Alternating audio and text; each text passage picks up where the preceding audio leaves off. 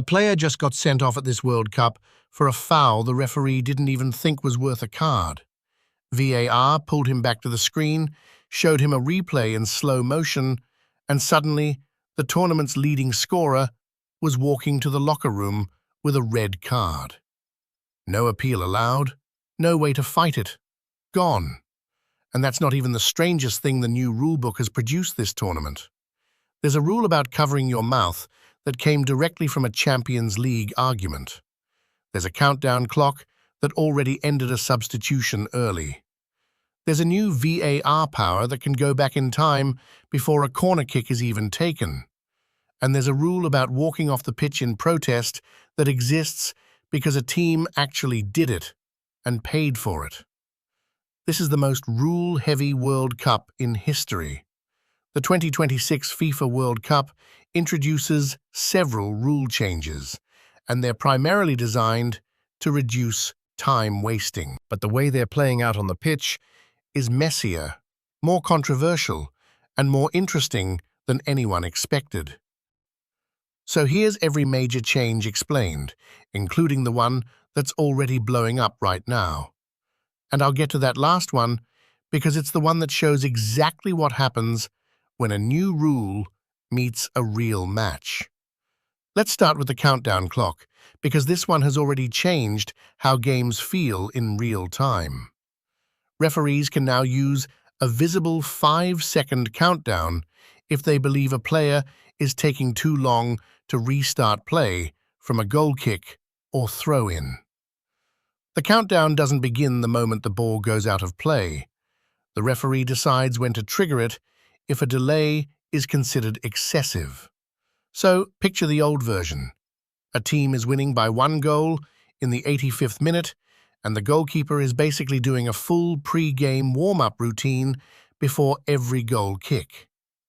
FIFA got tired of it. A visual 5-second countdown can now be shown, and if the ball isn't put into play in time, a restart is awarded to the opposing team.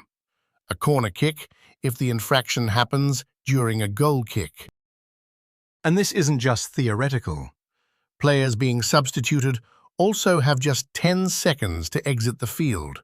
Otherwise, the substitute must wait for 1 minute before entering the match. If a player fails to leave within those 10 seconds, they must still exit, but the substitute won't be permitted to enter until the first stoppage after 1 minute of play has elapsed. That's your team playing a full minute with 10 men on the pitch because someone strolled too slowly to the sideline.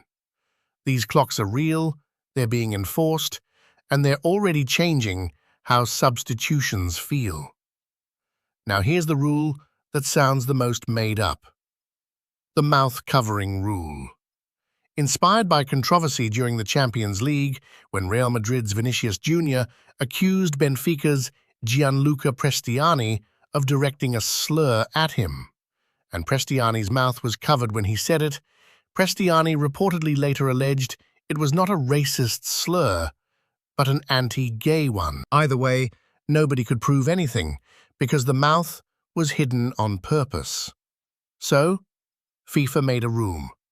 Any player who uses their hand, arm, or shirt to cover their mouth while confronting an opponent will be issued a red card. Straight red. No warning. The rule is intended to prevent players from hiding comments made during arguments or disputes, but players speaking normally with teammates or opponents in non-confrontational situations will not be punished. So the referee has to decide in real time whether two players talking quietly is friendly or hostile. That's a judgment call happening at full speed in a stadium with 80,000 people screaming. Good luck with that. There's also something that's going to matter on every single corner kick for the rest of this tournament, and most people haven't noticed it yet. VAR will now check for fouls committed before a corner or free kick is taken. FIFA has gone a step further at this World Cup, where VAR can also review attacking fouls that occur before a dead ball restart. Previously, no foul counted until the ball was live again. Think about what that means. A goal gets scored from a corner. VAR goes back and finds that before the corner was even kicked, there was a foul in the box. The goal can be canceled. That completely changes how defenders behave in the penalty area from the opening whistle. Because now the moment before the corner is taken is just as dangerous as the corner itself. VAR can also advise the referee to overturn a red card that came from a clearly incorrect second caution, step in when a card is shown to the wrong player for another player's offense, and correct a clearly wrongly awarded corner kick, provided the review doesn't delay the restart. These are all new powers that didn't exist at the last World Cup. Then there are the water breaks, which sound like a minor detail, but are turning into something else entirely. FIFA introduced mandatory 3-minute hydration breaks in every half for all matches, and broadcasters are permitted to run commercials during these pauses.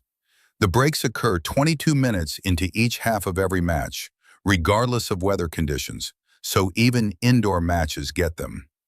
The official reason is player safety in the summer heat across the US and Mexico. What's actually happening on the pitch is that coaches are treating it like a free timeout. Mauricio Pochettino used one of these breaks to gather his players and give instructions during a pre-tournament match. FIFA calls it hydration. Coaches are calling it strategy. Television networks are calling it ad revenue. Everybody wins except the people who think football was never supposed to have timeouts. There's also a protest rule that exists because a team actually walked off a pitch and paid for it. Players will now be sent off if they leave the field in protest of a call. Team staff could also be shown a red card if they inspire players to exit the pitch, and abandoning a match will lead to a forfeit. This came directly after Senegal left the field to protest a stoppage time penalty awarded to Morocco during January's Africa Cup of Nations final. The protest rule has real teeth. If a team forces a match to be abandoned by walking off, they forfeit the game. Now here's the part I told you I'd get to, the one that shows exactly what happens when these new rules meet a real knockout match. Balogun put the United States in front against Bosnia and Herzegovina just before halftime with his third goal of the tournament. He looked stunned as referee Rafael Klaus first went to the monitor, then moments later showed a red card in the 64th minute. Balogun was sent off for a seemingly accidental foul as they were playing the ball. The foul was not deemed card-worthy by the referee on the field, but he was sent to the monitor by the VAR official as replays showed the opponent's ankle turned when Balogun stepped on him. Longtime Premier League VAR referee Andy Davies told ESPN that Balogun can feel unfortunate to be red carded in this situation, saying the action was purely accidental and an unfortunate result from two players challenging for possession of the ball in a normal football movement. Pochettino said after the match it was never a red card. There were hopes from fans that the United States could appeal, and Pochettino also initially wondered whether the U.S. could challenge the suspension. Reporters, however, informed him during the press conference that FIFA's rules do not allow an appeal of this type of sending off. Balogun avoided a multi-game suspension, but will sit out the World Cup round of 16 game against Belgium. That means the U.S. will be without its leading goal scorer, 3 goals in 4 games, for a crucial match with a quarterfinal spot on the line. And that's the thing about all of these rule changes. Most of them make complete sense when you read them on paper. The countdown clock stops time wasting. The mouth covering rule protects players from hidden abuse. The expanded VAR powers catch fouls that used to disappear. But the moment they hit a real match, in real time, with real stakes, they don't always land the way FIFA drew them up. A new rule that was built to fix one problem just cost the tournament's best young striker his biggest game so far. And the team he plays for has no way to do anything about it. If you want to go deeper on how VAR is actually being used at this tournament, the good calls, the bad calls, and the ones that are genuinely hard to explain, that video is right there.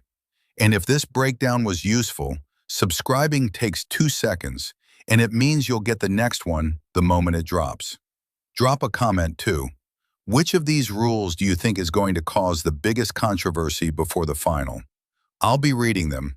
This is the first World Cup with 48 teams, the most matches ever played across 3 countries, with a rule book that nobody has seen in action at this level before.